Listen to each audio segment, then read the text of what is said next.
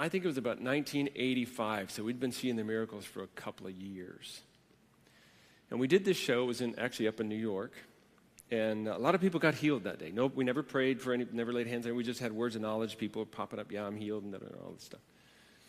So after the show's over, we always end up praying for a lot of people, and I usually was the one praying for most of them. And so I noticed this girl was off to the side, and a little teenager, and she waited, and she was the last one. She came up, and she said, can you pray for me? I'm in pain. I said, well, what happened? She goes, well, 3 weeks ago I had an abortion, and I've been bleeding ever since, and I'm in lots of pain. And I said, oh, sweetheart, how old are you? She's 14.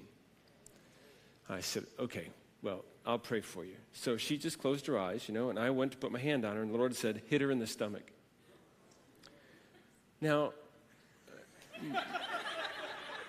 I had no context for that, hit her in the, and I pulled my hand back and and I put it out again. He goes, hit her in the stomach. I went, hey, what? So I said, sweetheart, then this is going to sound weird. I said, but the Lord told me to hit you in the stomach and you'll be healed. She goes, okay. I'm thinking, this must be God, right?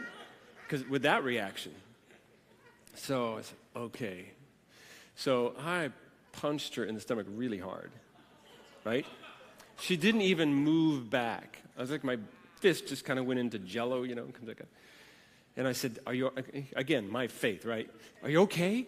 And then she goes, oh, did you do it? She never felt it. So I said, are you in pain? She says, no, I'm not in any pain. I said, well, go in the bathroom and see if your bleeding stopped. She comes out in a minute. She goes, it's all over, thanks. She's gone. I'm standing there going, what just happened? What was that?